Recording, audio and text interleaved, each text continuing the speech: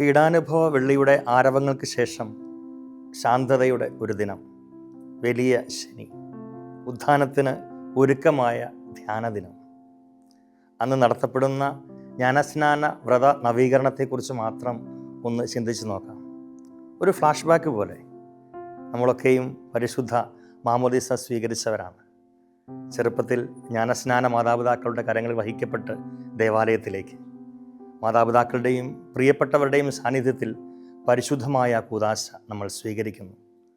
ശിരസിൽ ജ്ഞാനസ്നാന തൈലം പൂശുന്നു, വെള്ള ഉടുപ്പ് ധരിപ്പിക്കുന്നു, പരിശുദ്ധാത്മാവിനെ സ്വീകരിക്കുന്നു.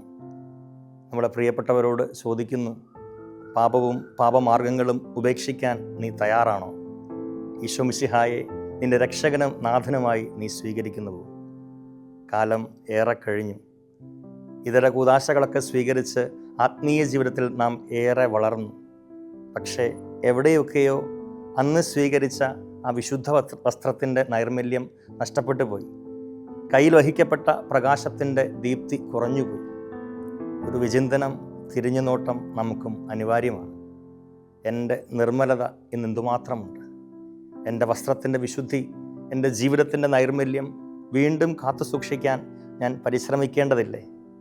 ബോധപൂർവം ഈശോ മിശിഹായെ എൻ്റെ രക്ഷകനാണ് എന്ന് ഏറ്റുപറയാൻ ഞാൻ തയ്യാറാണോ? പാപവും പാപമാർഗങ്ങളും വെറുത്തുപേക്ഷിക്കുന്നു എന്ന് ആത്മധൈര്യത്തോടെ എനിക്ക് പറയാൻ സാധിക്കട്ടെ. തമ്പുരാനെ, രക്ഷകനും നാഥനുമായി നിന്നെ ഞാൻ ഏറ്റുപറയുന്നു.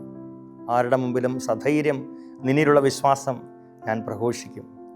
ഞാൻ സ്വീകരിച്ച വിശുദ്ധിയുടെ വസ്ത്രത്തിൽ കറ വീണിട്ടുണ്ടെങ്കിൽ ഇനി നിർമ്മലമായി ഞാനത് കാത്തു സൂക്ഷിക്കും.